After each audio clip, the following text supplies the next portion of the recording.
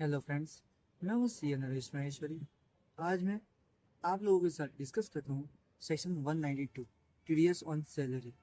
तो सेक्शन 192 कब एप्लीकेबल होगा? जब आप एम्प्लॉयर सैलरी का पेमेंट करता है। तो पेयर कौन होगा? कोई भी पर्सन सैलरी का पेमेंट करता है तो उसको टीडीएस काटना पड़ेगा। तो पेई कौन होगा? पेई रेसिडेंट या फिर नॉन रेसिडेंट एम्प्लॉय है, उसका टीडीएस आपको काटना पड़ेगा। फिर हमें किस परसेंटेज से टीडीएस काटना है? आपको स्लैब रेट से। जब एम्प्लॉय की टैक्स लाइबिलिटी आती है तब आपको टीडीएस डिडक्ट करना पड़ेगा। जब एम्प्लॉयर क्या अपनी सैलरी एम्प्लॉय को सैलरी का पेमेंट करता है तब उसको टीडीएस डिडक्ट करना पड़ेगा। मतलब टीडीएस का deduction at the time of payment of the salary होता है। फिर नॉर्मली एम्प्लॉयर उसका टीडीएस का डिडक्शन सेक्शन 115 BAC एम्प्लॉय ने ऑप्ट की है उसी बेसिस पे करेगा।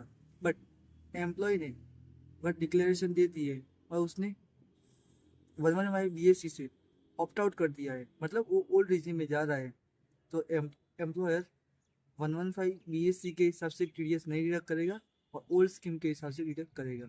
फिर एम्प्लॉयर बाकी सारी इनकम, उसका टीडीएस, टीसीएस, जो भी टैक्स का डिडक्शन हुआ है उस सबको कंसिडर करेगा at the time of deduction of the TDS on salary.